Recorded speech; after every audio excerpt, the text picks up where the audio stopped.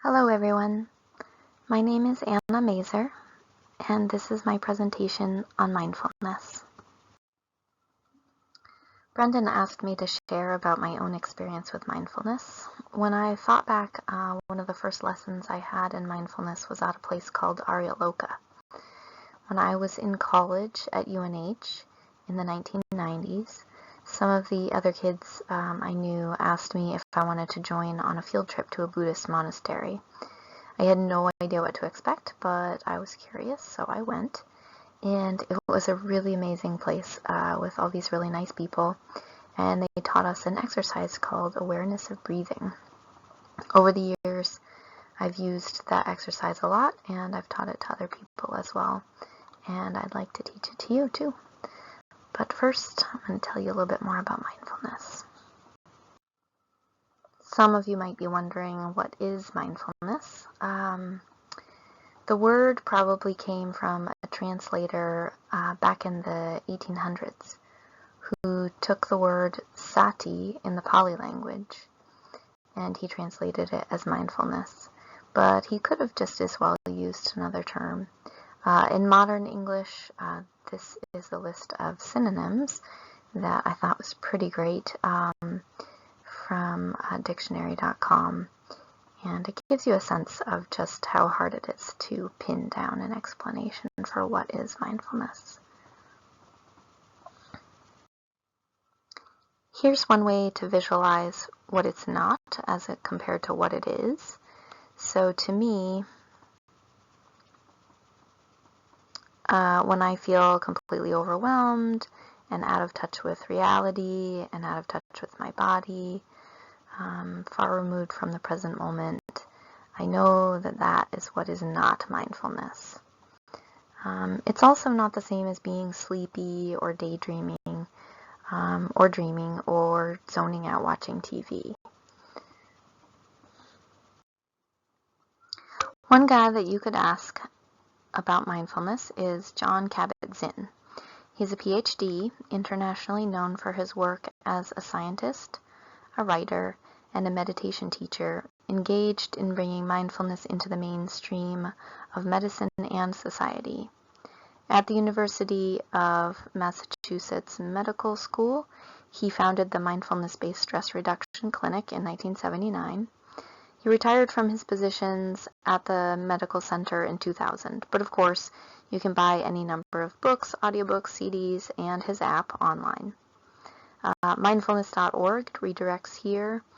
And note that although the MBSR started as a stress reduction technique, it's now being used to treat and manage symptoms of a huge range of illnesses. And I think this is part of the future of mindfulness. To me, mindfulness is awareness in the present moment, not thinking about the past or the future a whole lot. According to the dictionary from Google, the Oxford Languages, the second definition is a mental state achieved by focusing one's awareness on the present moment while calmly acknowledging and accepting one's feelings, thoughts, and bodily sensations, used as a therapeutic technique.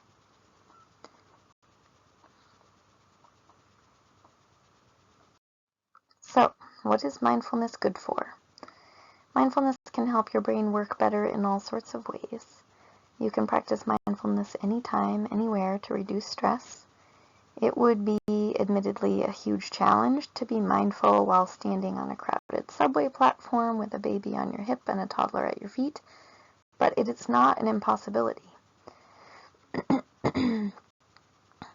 As science advances and specific techniques are developed and standardized, studies can be performed and quantify the results, like the L2B curriculum.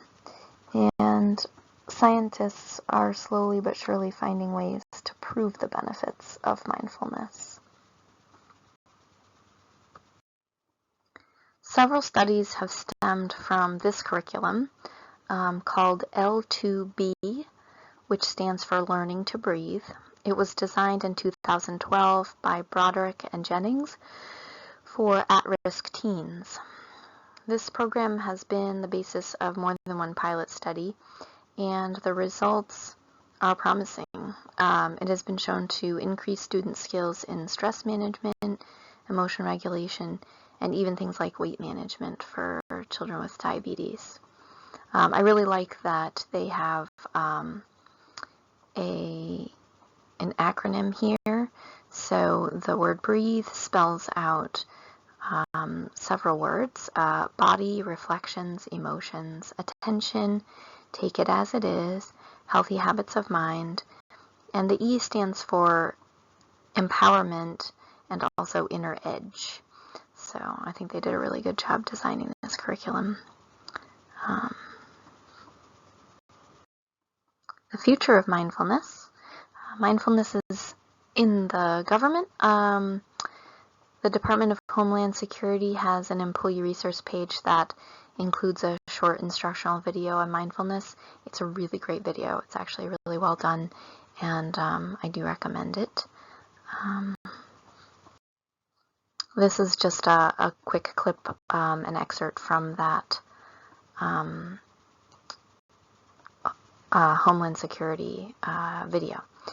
So one of the things they say is mindfulness is a tool we can use to protect and prepare our minds the same way physical training helps to protect and prepare our bodies. And they also said that organizations like the U.S. military, police, and fire departments around the country are practicing mindfulness, and I would say probably around the world as well. So without further ado, I would like to share with you the awareness of breathing exercise that I learned at RVCC. It may help if you want to. You can close your eyes and just listen to my voice.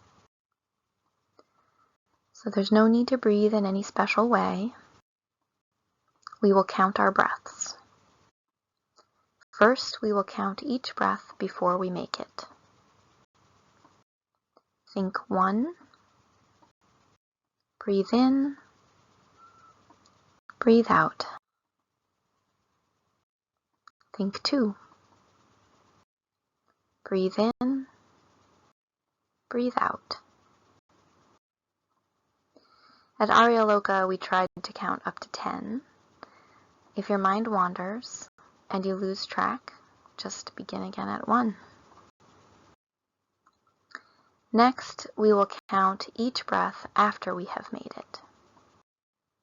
Breathe in, breathe out, think 1. Breathe in, breathe out, think 2. As you breathe, notice where on your body you feel the breath enter. Maybe your nostrils, your upper lip, your teeth, your tongue. Where do you feel it? Lastly, we will count each breath before and after we have made it.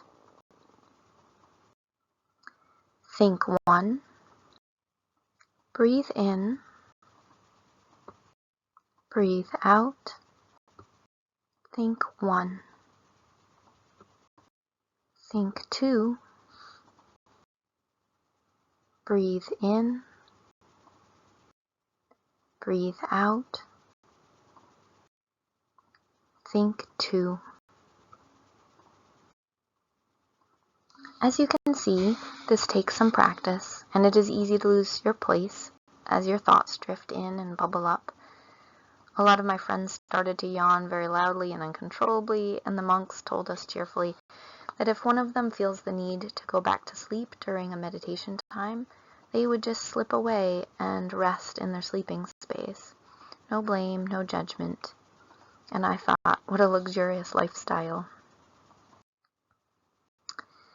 So, I encourage everyone to try it on your own. You can do it by yourself, or you can learn from a teacher. As we read in the modules in week 5, meditation is not an altered state of consciousness, but it is unique. If you're at all curious if mindfulness or meditation may help you in your life, I encourage you to give it a try. There are, of course, apps for that. Some of the apps that I know about are called Headspace, Smiling Mind, Calm, and Stop, Breathe, and Think. I'm pretty sure most of them have a paid subscription, but for some the free trial includes guided meditations that you can continue to access even if you don't subscribe. Okay, that's about it for my presentation today. Thank you so much for joining me. This is my list of references if you're interested in some of the information that I gathered for this presentation.